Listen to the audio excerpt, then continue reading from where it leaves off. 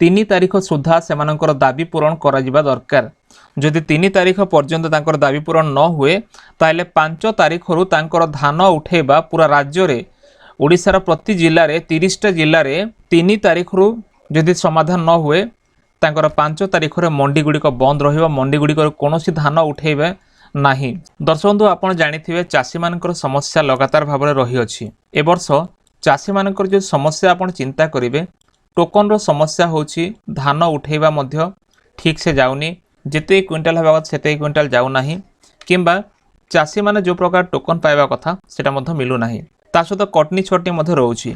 तेबे ए भली समस्या भितरे आ गोटे बड़ समस्या आसीछि जहाँ वर्तमान चासी मान पे एक बड़ अपडेट।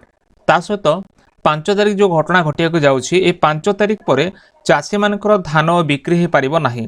तेबे कोन पई केमिति आमे डिटेल्स जानिबा ता पूर्व छोट रिक्वेस्ट जदि प्रथम करे आम चैनल देखुथांती चैनल को सब्सक्राइब करी पाखर थिबा घंटी आइकन प्रेस करी नोटिफिकेशन ऑल उपरे क्लिक करंतु। देखंतु वर्तमान धरित्री पेपर रे एक न्यूज आर्टिकल रे पब्लिश हेछि। ए जो पेपरटा लेखा अछि 5 तारिख रु आ धान उठिबोनी ओडुआ रे पड़िबे प्रत्येक चासी भाई माने आ सरकार को एभली चेतावनी दैछन्ते मिलर्स चेतावनी जोटा अछि मिलर्स मानक चेतावनी वर्तमान दिया जायछि सरकार को। तेबे देखंतु प्रथम विषय होछि धान संग्रह रे विलंब हेबो काहेकि ना बरगढ़ जिले रे खरीफ धान संग्रह को नेकी ए जो प्रक्रिया को नेकी वर्तमान 1.5 मास पुरिया को जाउछि। 1.5 मास हे गलानी बरगढ़ जिलार कथा तथापि धान किना बिका समस्यार समाधान मध्य ए जाय हे पारुनी। धान किनिबा ताको उठेबा समस्या एपर्यंत समाधान हेनी। 1.5 मास भितरे एजाय मध्य चासी माने कम्प्लीटली धान बिक्री करि पार नाहंती। खरीफ धान संग्रह समस्या वर्तमान जाय समाधान हेनी। सेकेंड कथा होछि टोकन समस्या। टोकन समस्या को नेके मध्य जो कथा लेखा अछि चासी मानकु टोकन मिलु नाही। टोकन मिलु नथिबारु चासी माने मंडी को मध्य तांकर जो धान आनिबा कथा से माने आनि पार नाहंती। मुख्य कथा हैला टोकन समस्या रहउछि बा चासी मानकु टोकन मिलु नथिबारु अनेक चासी मंडी को धान आनि पार नाहंती। जदि भी आसिला मंडी को कोनोसी धान आसिला आसीथिबा धान को ताको ठीक भाबरे उठाण करा जाउ नाही। ए जो टोकन रो समस्या दी प्रकार समस्या जेमिति कि चासी मानकु ठीक भाबरे टोकन मिलु नाही। जदि भी मिली जाइछि किंबा मंडी को धान आसीछि तार ठीक भाबरे उठाण हेउ नाही। सेपरि कटनी छटनी अभियोग रहउछि। धान किणा बेले अधिक कटनी छटनी करा जाउथिबार अभियोग मध्य रहउछि माने जोर धरिथिबार वर्तमान अभियोग आमे देखिया को पाउछु। धान किनिबा समय जो प्रकार कटनी छटनी करा जाउछि किंतु सरकार कहउथिले शासक दल नेता माने कहउथिले कोनस प्रकार कटनी छटनी करा जिवो नाही। चासी माने कोनस प्रकार कटनी छटनी रो अभियोग आगु आनी पारिबे नाही। एथिरो चासी को मध्य आर्थिक क्षति सहयोग पडुछि कारण सेमानकर जो कटनी छटनी नारे 9 किलो पर्यंत जो धान कटा जाउछि तांकर धान गुडा से माने एक्स्ट्रा नउछंती सेठी चासींकर आर्थिक क्षति मध्य सहयोग पडुछि। तापरे मुख्य कथा होछि धान जो किणा जाउछि ए वर्ष धान किणिबारे मंथर गति रहउछि। मंथर गति जेमति आपण देखि पारथिबे लेखा अछि धान बिक्री अन्य वर्ष तुलन रे एथर धान संग्रह प्रक्रिया केवल विलंबित होइछि ताहा नुहे किंतु धान बिक्री एवं उठाण रे मंथरता देखा देइछि। जो प्रकार स्पीड अप नेबा कथा बा जो प्रकार चासींकर धान उठेबा कथा से प्रकार हो नाही। चासी मानकर धान उठाण मध्य समस्या रहउछि। तेबे पूर्व वर्ष तुलन रे एथर धान बिक्री एवं उठाण प्रक्रिया को अत्यंत मंथर करा जायछि।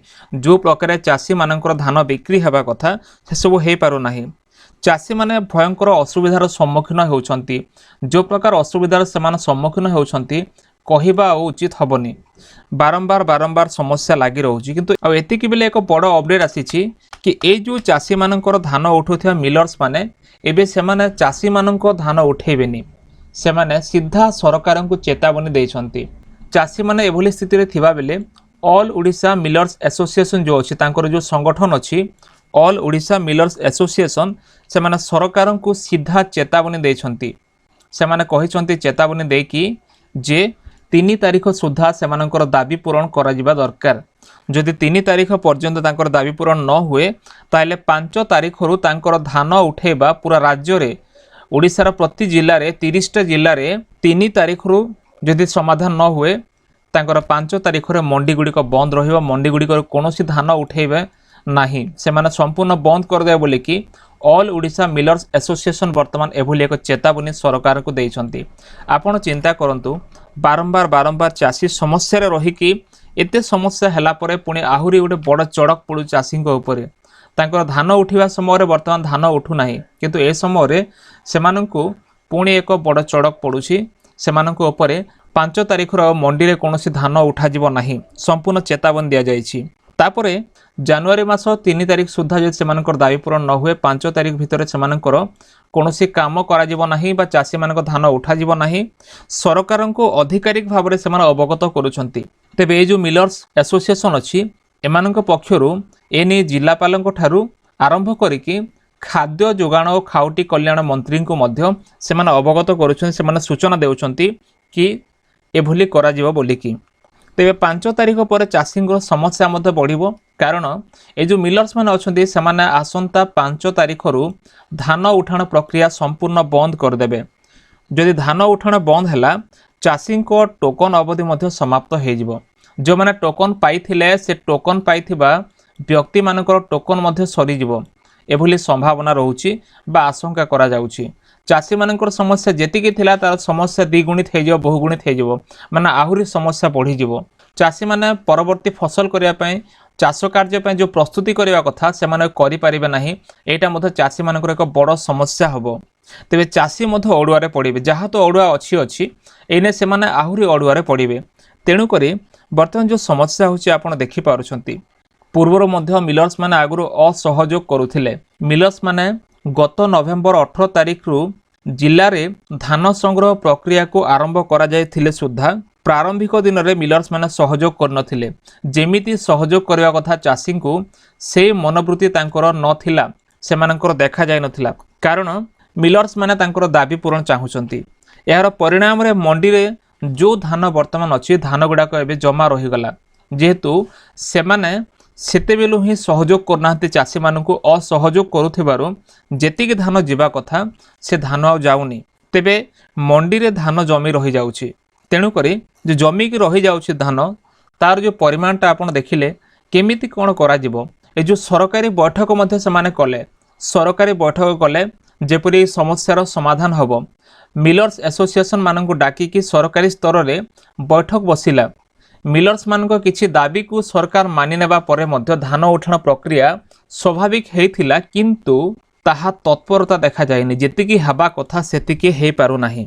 तेणु करी सरकार किछि दाबी मानिथिले भी धान उठाण संपूर्ण साधन हेइ नथिला जेमति हेबा कथा।